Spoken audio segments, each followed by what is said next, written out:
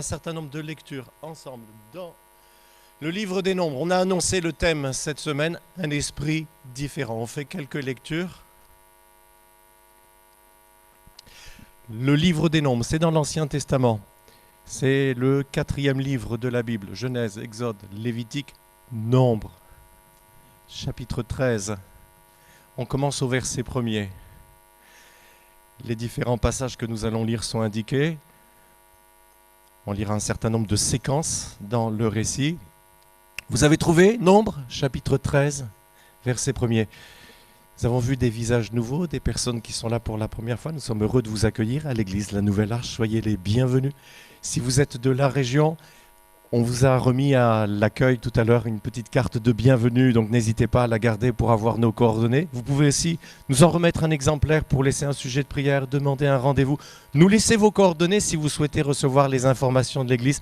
Que Dieu vous bénisse, que Dieu bénisse tous les frères et les sœurs qui sont ici. S'il y a encore quelqu'un qui était encore en vacances avant de repartir dans son lieu de travail, son lieu de vie, eh bien, que le Seigneur vous accorde aussi sa grâce au milieu de nous ce matin. Voilà, Nombres, chapitre 13, verset 1er jusqu'au verset 3.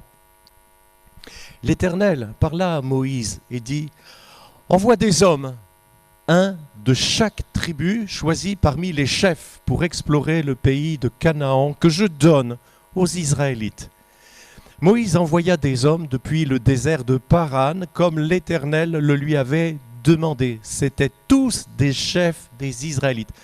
On continue la lecture au verset 17. Moïse les envoya donc pour reconnaître le pays de Canaan, en leur disant « Passez par le Négev, gagnez la région montagneuse et examinez le pays. Voyez comment il se présente et quel peuple l'habite. Observez s'il est fort ou faible, nombreux ou pas. Voyez de quel genre est le pays où il habite, s'il est bon ou mauvais, et comment sont les villes, si elles sont ouvertes ou fortifiées. La terre est-elle fertile ou pauvre, y trouve-t-on des arbres ou non? Ayez du courage et rapportez des fruits du pays. » On continue la lecture maintenant au verset 25. Au bout de 40 jours, ils furent de retour de leur exploration du pays. Ils vinrent trouver Moïse et Aaron et toute la communauté des Israélites dans le désert de Paran, à Kadesh. Ils leur rendirent compte de leur expédition et leur montrèrent les fruits du pays. Voici le rapport qu'ils firent à Moïse. Nous sommes arrivés dans le pays où tu nous as envoyés. Oui, c'est vraiment un pays ruisselant de lait et de miel. Et en voici les fruits. Seulement, le peuple qui l'habite est terriblement fort. Les villes sont d'immenses forteresses. Et nous avons même vu des descendants d'Anak. Les Amalécites occupent la région du Négev. Les Hittites, les Yébousiens et les Amoréens tiennent la montagne. Et les Cananéens occupent le littoral de la Méditerranée et toute la vallée du Jourdain. Alors Caleb essaya de faire taire le peuple qui commençait à s'en prendre à Moïse. Il lui dit « Allons-y ! Faisons la conquête de ce pays, car nous en sommes vraiment capables. » Mais les hommes qui l'avaient accompagné disaient « Nous ne sommes pas en mesure d'attaquer ce peuple, car il est plus fort que nous. » Puis ils se mirent à décrier le pays qu'ils avaient exploré devant les Israélites, en disant « Le pays que nous avons parcouru et exploré est une terre qui consume ses habitants. Quant à la population que nous y avons vue, ce sont tous des gens très grands. Nous y avons même vu des géants, des descendants d'Anak, de cette race de géants. À côté d'eux, nous avions l'impression d'être comme des sauterelles. Et c'est bien l'effet que nous leur faisions. » Alors toute la communauté se souleva, se mit à pousser de grands cris, et le peuple passa toute la nuit à pleurer. Tous les Israélites critiquèrent Moïse et Aaron, et toute la communauté leur dit « Si seulement nous étions morts en Égypte, ou du moins dans ce désert, mais pourquoi l'Éternel veut-il nous mener dans ce pays-là pour nous y faire massacrer par l'épée, tandis que nos femmes et nos enfants deviendront la proie de nos ennemis? Ne ferions-nous pas mieux de retourner en Égypte ?» Et ils se dirent l'un à l'autre « Nommons-nous un chef et retournons en Égypte. » Moïse et Aaron tombèrent face contre terre, en présence de toute l'assemblée réunie des Israélites. Josué, fils de Nun, et Caleb, fils de Yéphoné, qui faisaient partie de ceux qui avaient exploré le pays, déchirèrent leurs vêtements et dirent à toute la communauté des Israélites: « Le pays que nous avons parcouru et exploré est un excellent pays. Si l'Éternel nous est favorable, il nous y mènera et il nous donnera ce pays ruisselant de lait et de miel. Seulement ne vous révoltez pas contre l'Éternel et n'ayez pas peur des gens de ce pays, car nous n'en ferons qu'une bouchée. » Leur ombre protectrice s'est éloignée d'eux, tandis que l'Éternel est avec nous. Ne les craignez donc pas. Toute la communauté parlait de les tuer à coups de pierre, quand la gloire de l'Éternel apparut sur la tente de la rencontre aux yeux de tous les Israélites. L'Éternel dit à Moïse: « Combien de temps ce peuple me méprisera-t-il encore? Quand cessera-t-il de me refuser sa confiance, alors que j'ai produit au milieu d'eux tant de manifestations extraordinaires ?» Et on termine la lecture au verset 22 du chapitre 14. Dieu dit: « Aucun de ces hommes qui ont vu ma gloire et les manifestations extraordinaires que j'ai produites en Égypte et dans le désert, qui ont déjà 10 fois voulu me forcer la main et qui ne m'ont pas obéi, aucun de ces hommes ne verra le pays que j'ai promis par serment à leurs ancêtres. Aucun de ceux qui m'ont méprisé n'y entrera. Mais mon serviteur Caleb a été animé d'un esprit différent. Il m'a obéi sans hésitation jusqu'au bout. C'est pourquoi je le ferai entrer dans le pays où il s'est déjà rendu, et ses descendants en hériteront. Gloire à Dieu. Je vous invite à vous recueillir avec moi. Tu es déjà à l'œuvre dans notre culte, à travers toutes les expressions du chant, des prières, des manifestations spirituelles des uns et des autres. Alors que maintenant nous avons ouvert ta parole, que nous l'avons lue et que nous allons la méditer, savons que tu vas agir avec une grande puissance. Alors nous te prions pour que, par le Saint-Esprit de Dieu, les victoires spirituelles, l'action de Dieu pour nous faire sortir de nos échecs, de nos ornières, se manifestent puissamment dans nos vies, et que ce soit un temps de guérison, que ce soit un temps pour l'Église de progrès, un temps de victoire spirituelle, au nom de Jésus. Gloire à Dieu. J'ai donné comme titre à mon message « Un esprit différent ». Verset 24. « Mais mon serviteur Caleb, lui, a été animé d'un esprit différent. Il m'a obéi sans hésitation, jusqu'au bout. » Pour rendre ces mots « un esprit différent », je pourrais sans doute parler d'état d'esprit ou encore de mentalité. Mais ce matin, je vais voir avec vous que c'est plus que cela. Le sens va au-delà. Ce que vous choisissez, ce que vous dites, ce que vous nourrissez comme pensée n'est pas neutre, mais enclenche des processus spirituels dans votre vie, des processus spirituels puissants.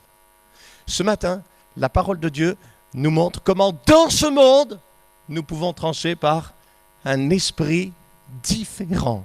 Cet esprit différent va libérer en vous une dynamique spirituelle qui va littéralement façonner votre vie et la diriger.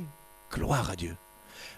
Le récit que nous avons lu est bien clair. Il nous a permis de comprendre de quoi il en retourne. Dieu a promis à Israël un pays excellent et il lui dit que le moment est arrivé pour lui d'en prendre possession.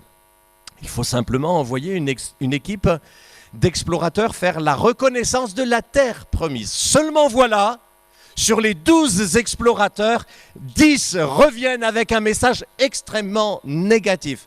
Oui, le pays est bon, peut-être même très bon, sauf que nous ne serons pas capables de le conquérir. Et la majorité, l'immense majorité du peuple refuse de faire confiance à Dieu et se révoltent même contre Moïse et Aaron. Du coup, le peuple d'Israël n'a pas suivi le chemin de Dieu et n'est pas entré dans la terre promise comme Dieu le voulait. Dieu a rejeté cette génération.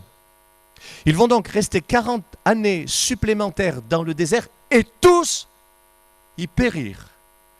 Sauf Caleb et Josué, puisque eux ont fait toute confiance à la promesse de Dieu et étaient prêts à le suivre sans aucune hésitation. Eux, Caleb et Josué, prendront bel et bien possession de la terre promise 40 ans plus tard, avec la génération suivante des Israélites.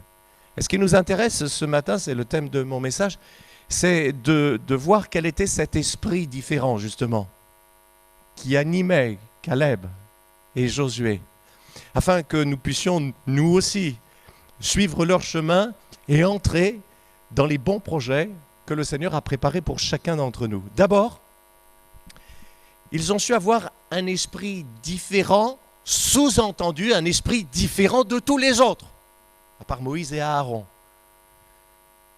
Esprit différent des autres. Bon, c'est tellement plus facile de nager dans le sens du courant. Suivre la foule, ça nous rassure. J'aime bien quand il y a beaucoup de monde. Mais il y a des moments où vous devez marcher à contre-courant. À ce sujet, Jésus a été extrêmement clair dans l'évangile de Matthieu, chapitre 7, versets 13 et 14. Il nous dit « Entrez par la porte étroite. Large est la porte, facile le chemin qui mène à la ruine. Nombreux sont ceux qui passent par là. Mais combien étroite est la porte et difficile le chemin qui mène à la vie. Peu nombreux sont ceux qui les trouvent. » L'apôtre Paul dit la même chose avec des termes différents. C'est dans Romains chapitre 12, verset 2. « Ne suivez pas les coutumes du monde où nous vivons, mais laissez Dieu vous transformer en vous donnant une intelligence nouvelle. » C'est-à-dire un esprit différent de celui des autres hommes et femmes de ce monde, des gens de ce monde. Jésus dit encore dans l'évangile de Marc, chapitre 8, verset 38, « Les gens d'aujourd'hui sont pécheurs et infidèles à Dieu. Si quelqu'un a honte de moi et de mes paroles au milieu de ces gens-là, alors moi, le Fils de l'homme, j'aurai honte de lui quand je viendrai avec les anges saints dans la gloire de mon Père. » Je crois qu'au milieu de nous, il y a quelqu'un que le Seigneur appelle ce matin à sortir des rangs de ce monde. Dieu vous demande en effet, oui, dans ce monde, de vous singulariser. Parce que le monde va à sa perte. Mais que justement, le Seigneur, lui, veut vous sauver en vous en faisant sortir. Il vous demande de choisir son chemin, même si son chemin est minoritaire aujourd'hui. Dans le ciel, il n'y aura que des hommes et des femmes qui auront choisi Jésus, alors que Jésus n'était pas populaire sur la terre. Mais il n'y aura que dans le ciel. En attendant, c'est le temps où vous devez marcher à contre-courant, mais au ciel, tout sera différent. Jésus sera le roi des rois, le Seigneur des seigneurs. Il n'aura pas la majorité dans le ciel, il y aura l'unanimité pour lui. Et vous, vous serez là et vous vous réjouirez d'avoir pris position pour lui quand c'était à contre-courant. Prenez position pour Jésus aujourd'hui. Est-ce que quelqu'un au milieu de nous ne l'a jamais fait? Si quelqu'un se déclare publiquement pour moi, dit Jésus, devant ce monde-là, méchant, moi je me déclarerai pour lui devant mon Père. Alléluia. Et il nous dit, c'est vrai, le monde a tort, mortellement tort, mais Jésus nous dit, moi, je suis le chemin, la vérité et la vie. Personne ne vient au Père sauf en passant par moi. Le défaut fondamental des Israélites a été l'incrédulité. Il faut remonter à la cause de leur péché. La parole de Dieu commente ce récit, cet épisode de la vie d'Israël. Par exemple, dans Hébreux chapitre 3, versets 17 à 19, je cite le passage. « Contre qui Dieu a-t-il été en colère pendant 40 ans ? Contre ceux qui avaient péché et qui moururent dans le désert. Quand Dieu a fait ce serment, ils n'entreront jamais dans le pays où je leur ai préparé le repos. De qui parlait-il? Il parlait de ceux qui s'étaient révoltés.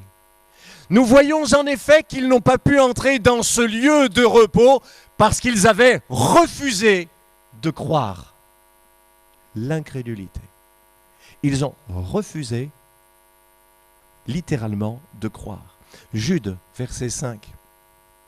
Après avoir délivré son peuple de l'esclavage en Égypte, le Seigneur a fait périr ceux qui avaient refusé de lui faire confiance. L'incrédulité pousse donc aussi à la désobéissance. Mais Caleb et Josué, pour leur part, ont été animés d'un esprit de foi. Et la foi, elle, nous conduit à l'obéissance. Je fais confiance à Dieu, je le suis. Je fais confiance à Dieu, je lui obéis. C'est ainsi que l'Écriture parle de l'obéissance de la foi. Donnez votre confiance à Dieu. Devenez un homme de foi. Devenez une femme de foi. Ainsi vous honorerez Dieu et il vous le rendra. Hébreux chapitre 4 verset 2. Nous avons reçu la parole de Dieu tout comme ceux qui étaient dans le désert. Ils ont entendu ce message sans l'entendirent, ils ne le reçurent pas avec foi. Eh bien nous, ce matin, nous ne faisons pas comme eux, nous faisons le contraire. Nous recevons la parole de Dieu avec foi. Nous prenons la parole de Dieu comme une arme invincible. Et avec elle, nous partons à la conquête. Je suis un conquérant. Et le Seigneur honore sa parole. Ça marche. La foi triomphe toujours. La foi triomphe par la parole de Dieu. Le Seigneur est fidèle à ses promesses. Il est fidèle et véritable. Dieu fait toujours ce qu'il dit. C'est pourquoi la foi qui s'appuie sur la parole de Dieu n'est jamais confuse. Que Dieu soit béni. Il vous fait une promesse. Ce n'est pas une parole en l'air. Vous pouvez vous appuyer dessus. Luc 1, 45. Heureuse celle qui a cru, parce que ce qui lui a été dit de la part du Seigneur s'accomplira. Les Israélites ont aussi été animés d'un esprit de plainte. C'est le sens du mot murmurer que l'on trouve dans les anciennes versions. Dieu les avait libérés de l'esclavage et il les menait vers un très bon pays, libre en plus. Et eux, ils se plaignaient. Les Israélites au désert avaient un sérieux penchant à la plainte, c'est le moins qu'on puisse dire, 10 fois. Ils se sont révoltés avec des plaintes, mais dures. Ils se sont plaints du manque d'eau, 1 fois, 2 fois, 3 fois. On va mourir de soif. Non. Ils se sont plaints parce qu'au désert, Dieu ne les nourrissait qu'avec la manne qu'il leur apportait miraculeusement chaque jour. Oui, mais nous, on préférerait avoir de la viande. Et puis comme en Égypte, c'était bien en Égypte, on avait des melons. Il y avait de l'ail, de l'oignon pour accompagner la viande. Et le pays promis dans tout ça, par rapport à l'esclavage. Non, nous on veut un autre menu à la cantine de Dieu. Ils se plaignaient. Ils se sont plaints de l'autorité de Moïse et Aaron. Non mais pourquoi eux comme chefs et puis pas nous par exemple? Et ici ils se sont plaints parce que Dieu leur donnait à conquérir un pays de géants quand même. Et nous en face on ressemble à des sauterelles. Dieu aurait mieux fait de nous tuer en Égypte. Ou même de nous faire mourir là dans ce désert. Mais c'est ce qui va se passer plutôt que de nous faire massacrer par des géants. Un esprit de plainte. Ce matin, je voudrais voir avec vous qu'il y a un enjeu spirituel extrêmement fort derrière les plaintes. Dans 1 Corinthiens chapitre 10, verset 10, il est dit « Ne vous plaignez pas, comme certains d'entre eux, et ils furent exterminés. » Jude, verset 16. Ces hommes-là sont d'éternels mécontents, toujours à se plaindre de leur sort. Et derrière les plaintes, il y a quelque chose de fondamentalement méchant vis-à-vis de Dieu. comme une forme de caprice. Non mais si c'était Dieu qui nous conduisait pour vers une terre promise, mais il ne devrait même pas y avoir de désert. L'esprit de plainte qui déplaît à Dieu. Tout devrait aller pour le mieux dans le meilleur des mondes. Et peut-être que nous pensons, ah mais si je suis chrétien, si j'appartiens à Dieu, mais je ne devrais pas avoir des problèmes d'argent. Je devrais être marié à 25 ans, propriétaire à 40 ans, toujours en bonne santé, jamais vieillir. L'antidote à la plainte, en plus de la foi dont j'ai parlé tout à l'heure, c'est la reconnaissance. La parole de Dieu dit à 1 Thessaloniciens, chapitre 5, verset 18, « Remerciez Dieu en toutes circonstances. » Telle est pour vous la volonté que Dieu a exprimée en Jésus-Christ. Paul disait aux Philippiens, ne vous inquiétez de rien. Bon, exposez vos besoins à Dieu, mais faites-le en remerciant le Seigneur pour ce qu'il a déjà fait. C'est une autre mentalité.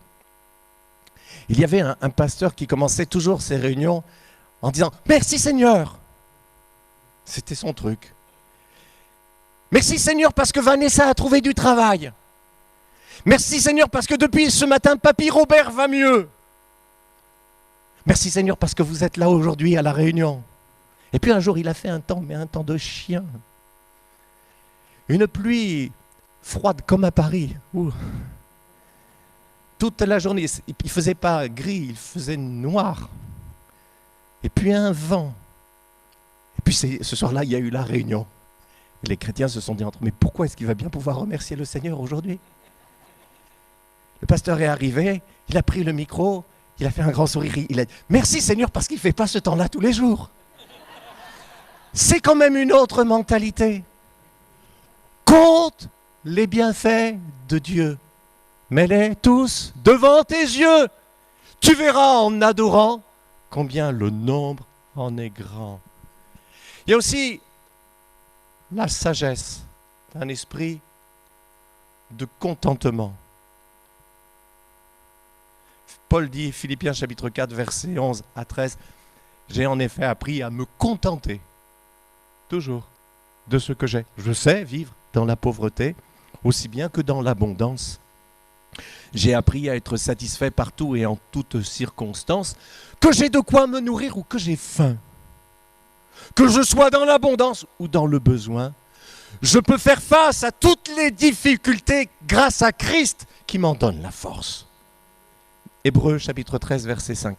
« Que votre conduite ne soit pas déterminée par l'amour de l'argent. Contentez-vous de ce que vous avez parce que Dieu a dit, je ne te délaisserai jamais. Je ne t'abandonnerai jamais. » Est-ce que nous sommes de ceux qui ont tendance à se plaindre toujours, pour tout, pour rien, de vos parents, de votre mari, de votre femme, de vos enfants, de votre patron, de la chef de service? Derrière les plaintes, il y a un état d'esprit dans ce monde que tout nous est dû, parce que je le vaux bien, comme dit L'Oréal, n'est-ce pas? Et si je ne l'ai pas, c'est de la faute de ma femme. C'est la faute à mes parents. C'est la faute à l'Église. Elle n'a pas prié pour moi comme elle aurait dû prier. Elle aurait dû organiser un jeûne et prière en 12 séances. Peut-être c'est la faute à Dieu, tout simplement. D'ailleurs, le Seigneur lui-même, il ne s'y trompe pas. Derrière l'esprit de plainte, il voit qu'il y a une révolte contre lui. En fait, Moïse et Aaron l'ont très bien dit au peuple à plusieurs reprises. Mais vous plaignez de nous, mais en réalité, vos plaintes, elles s'adressent à Dieu. Vous vous révoltez de ce que Dieu permet maintenant dans votre vie. Nous, on n'est pour rien dans cette affaire. C'est pas neutre, hein? La plainte, il y a quelque chose de spirituel. Est-ce que le Seigneur a besoin de guérir ce matin quelqu'un au milieu de nous de l'esprit de plainte? Plusieurs, peut-être chacun d'entre nous d'ailleurs. Eh oui. Le penchant à la plainte et à rendre les autres ou les circonstances responsables de tout vous empêche de progresser. Job ne s'est jamais plaint. Il a été un héros parce qu'il a continué à rendre gloire à Dieu, même quand il a tout perdu, tous ses enfants le même jour, sa santé, ses richesses. Nous sommes parfois des héros parce que nous nous plaignons pour pas grand-chose. Et si la maison de vacances avait un mur moisi, je vais le reprocher à ma femme pendant 1 an, parce que c'est elle qui avait fait la location sur Airbnb. C'est bon, c'est pas grave. C'est pas grave. Il y avait un mur moisi, et puis alors ? Les vainqueurs ne perdent pas leur temps à se plaindre de tout le temps. Les vainqueurs, comme Caleb, serrent les dents quand c'est difficile. Ils rendent grâce à Dieu en chantant des cantiques dans leur prison. Ils font confiance au Seigneur et Dieu fait tomber leurs chaînes. Et Dieu ouvre les portes devant eux. Alléluia. Mes frères et sœurs, oui, pleurez quand vous avez à pleurer, bien sûr. Même Jésus a pleuré. Mais ne pleurnichez plus. Ne soyez plus du nombre de ceux qui se plaignent. Soyez de ceux qui regardent plus loin, la terre promise, et qui avancent pour la conquérir, comme Caleb. Les Israélites étaient encore animés d'un esprit de crainte. On ne pourra jamais conquérir ce pays, c'est pas possible, on ne pourra pas. Ils sont trop grands, nous on est petits, on n'est pas assez nombreux, etc., etc. Il y a une bonne et une mauvaise crainte. La bonne crainte, c'est celle qui vient du réalisme. Elle vient du discernement des dangers existants. La bonne crainte, elle vous communique une poussée d'adrénaline quand le chien méchant veut vous poursuivre. Vous courez très très vite. La bonne peur, c'est celle qui vous pousse aussi et surtout à crier à Dieu, Jésus, et à recevoir son secours. Mais il y a aussi une mauvaise peur. Comme ici, la crainte de la majorité du peuple. C'est la peur qui vous paralyse. Vous connaissez la peur qui... Oui, on connaît tous la peur qui paralyse. Vous venez d'éviter un accident de justesse sur la route. Ok ? Et après, vos bras se crispent. Vous avez du mal à... La peur qui paralyse, même dans la vie de tous les jours. La rentrée scolaire, les réunions parents-prof. On est là avec les autres parents. Puis il y a une question qui vous brûle les lèvres parce qu'il manque une information. Mais vous n'osez pas parce qu'il y a les autres parents. Et puis là, au premier rang, il y a, comme les bons élèves, il y a une maman, elle pose la question que vous vouliez poser. Et l'institut dit « Ah oui, c'est vrai, bien sûr, j'aurais dû parler de ça, excusez-moi. » N'est-ce pas vrai que la peur nous paralyse ? N'est-ce pas ? Mais le Seigneur nous libère. Alléluia.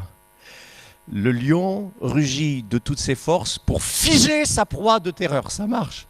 La parole de Dieu nous dit, notre adversaire, le diable, rôde comme un lion rugissant, mais résistez-lui en étant ferme dans la foi. Caleb, lui, n'était pas animé d'un esprit de crainte, mais d'un esprit de courage. Mais arrêtez!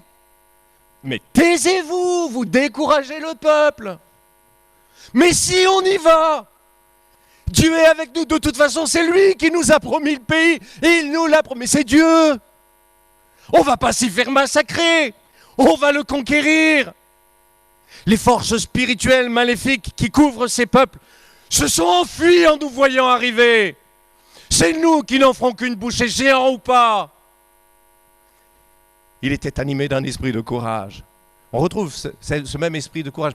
On a parlé des vaillants hommes de David mardi dernier, mais David lui-même en était un exemple extraordinaire. Les soldats d'Israël étaient terrorisés devant Goliath et son nez. Donnez-moi un homme, on va se battre en duel. Mais David, lui, à la différence, avait été saisi par l'esprit de l'Éternel lorsque Dieu l'a appelé. Et cet esprit agissait dans sa vie. Alors, David était rempli d'un esprit de courage qui le conduisait à la victoire. Lui, il ne voyait pas le géant. Il a bouillonné à l'intérieur et puis il a couru vers le géant sans peur. Il a visé le front du géant. Bam! Alors, le Saint-Esprit animait ces hommes comme Caleb et David d'une force physique, d'un courage guerrier pour faire d'eux des héros au sens militaire, avec l'épée, la fronde ou à main nue. Nous, l'Esprit de Dieu nous remplit de courage pour faire des exploits spirituels. Donc même si on est une grand-mère, on ne va pas partir à la guerre avec l'armée française. Non, du courage spirituel spirituel. Et on ne se laisse pas intimider par les méchants de ce monde. Ou alors avec la foi, le courage de Dieu, on va lancer notre boîte et ça va marcher. Alléluia. 2 Timothée, chapitre 1er, verset 7. Ce n'est pas un esprit de timidité, de crainte que Dieu nous a donné, mais un esprit de force, d'amour et de sagesse. Michée, le prophète, disait, grâce à l'esprit de l'Éternel, je suis rempli de force, d'équité, de courage pour dénoncer à Israël son péché. Voilà mon enseignement ce matin. Un esprit différent. C'est un penchant spirituel qui enclenche, on peut remettre une mécanique, un processus. On revient en dessus, la diapo d'avant, qui enclenche un processus spirituel. Merci beaucoup. Ce n'est pas juste une question d'état d'esprit, de mentalité, un esprit différent. Il y a des forces spirituelles négatives qui sont à l'œuvre dans certaines de nos attitudes, de nos paroles. Il y a des choses qui sont spirituelles, mes frères et sœurs. Je ne suis pas mystique, mais il y a des choses qui sont spirituelles. Il y avait à l'œuvre dans l'attitude et dans la mentalité de Caleb une puissance spirituelle positive. Un principe spirituel positif. Je vais prendre juste quelques exemples, au-delà du livre des Nombres. Par exemple, l'esprit de jugement. Il consiste à toujours vouloir trouver l'autre en défaut. Mais l'esprit de jugement consiste aussi à fermer les yeux sur ses propres torts. Un grand classique. Jésus dit, pourquoi est-ce que tu vois le grain de sciure dans l'œil de ton frère, mais tu ne vois pas le gros madrier qui est dans ton œil? Ne te pose pas en juge. D'autres, l'esprit de jugement. Imaginez les ravages de l'esprit de jugement au hasard dans une église. Il n'y a pas d'amour dans cette église. Déjà, rien que la manière de dire cette église montre de quel côté il n'y a pas d'amour. Un esprit différent. Et ceux qui accusent et crient le plus fort sont souvent les plus coupables, parfois les seuls coupables. Deuxième exemple, des processus spirituels, des maladies spirituelles. Dans Nombres, chapitre 5, verset 14, il est question d'un homme qui est saisi par un esprit de jalousie et qui soupçonne sa femme d'infidélité.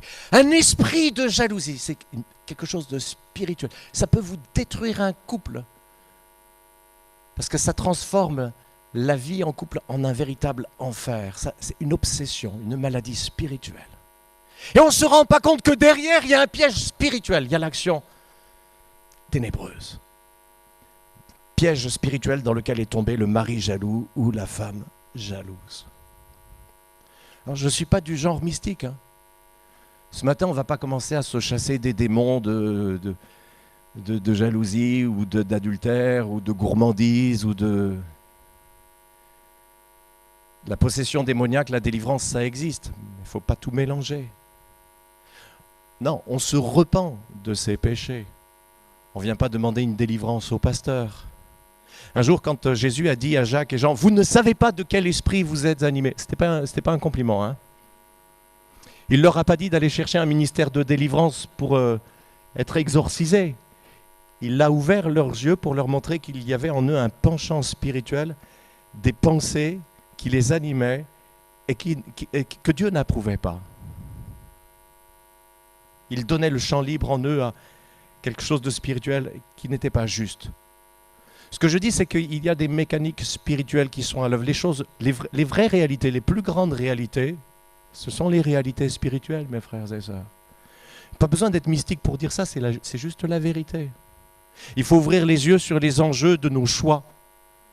Le Seigneur nous appelle ce matin à ouvrir les yeux sur les enjeux de nos paroles, à ouvrir les yeux sur les enjeux des pensées que nous nourrissons. c'est spirituel. Et il vous faut repousser les attaques spirituelles avec des armes spirituelles. Par exemple, un exemple, celui qui est pris dans le piège d'un esprit de jalousie, il va triompher par la parole de Dieu. On ne va pas le délivrer, une séance. Lui, il triomphe tout seul par la parole de Dieu. La parole de Dieu dit, l'amour ne soupçonne pas le mal. Je n'ai pas de raison de soupçonner. Et il est libéré par la parole de Dieu. C'est la parole de Dieu qui libère. Et ainsi, sa vie de couple est rétablie. Elle est guérie. Alléluia. C'est extraordinaire. Pas besoin de crier au nom de Jésus. Juste la parole de Dieu vous libère si vous la laissez prendre place et force en vous, sans la contrecarrer mais en l'accueillant. Elle réforme votre attitude et vous guérit. Je pourrais continuer dans Jacques chapitre 3, versets 14 et verset 16. Il est question des gens qui ont un esprit de dispute. Ce sont des gens amers, toujours en conflit. J'appelle ça les gens à histoire. Il leur faut toujours un soi-disant méchant contre qui s'indigner. Ils portent le conflit en eux et ils l'apportent avec eux partout où ils vont. C'est une maladie spirituelle. Il faut une guérison spirituelle. Mais pour finir, je vais apporter un exemple positif. Alléluia. Un autre esprit qui justement nous guérit de tout cela. Dieu dit, c'est dans le prophète Zacharie, écoutez, chapitre 12, verset 10, Dieu dit, alors, je déverserai sur la famille de David et sur les habitants de Jérusalem un esprit de grâce et de supplication, et ils tourneront les regards. Celui qu'ils ont transpercé, c'est l'Esprit de Dieu. L'Esprit de Dieu, le Saint-Esprit, qui nous fait reconnaître l'erreur fondamentale que nous avons eue en rejetant Jésus-Christ. Que le Seigneur soit béni. L'Esprit de Dieu qui nous amène ainsi à la conversion, au salut et à la paix. Ce matin, est-ce que vous voulez bien prier avec moi pour que Dieu répande un esprit de grâce sur la région marseillaise, sur la France, sur le monde entier, que Dieu multiplie les membres de nos églises, de notre église, et qu'ainsi il remplisse le ciel. Je termine. Merci. Cet esprit de force, d'amour, de sagesse, il porte un nom. C'est le Saint-Esprit. Alléluia. C'est lui qui veut nous animer. Si vous lui laissez le champ libre, sa puissance extraordinaire, sa puissance illimitée va impacter votre vie. C'est lui, le Saint-Esprit, qui vous communique un esprit différent, un esprit supérieur, sans être un esprit de supériorité, un esprit différent, le Saint-Esprit. Et la Bible nous dit, c'est dans Josué chapitre 14, à l'âge de 85 ans, Caleb est venu voir Josué, qui était entre-temps devenu chef d'Israël. Et il lui a dit, Josué, je suis aussi vigoureux que quand toi et moi on avait exploré le pays il y a 45 ans. Donne-moi ma part d'héritage. Et la Bible dit, Caleb a conquis Hébron dans la terre promise. Alléluia, gloire à Dieu. Je vous propose qu'on se lève ensemble.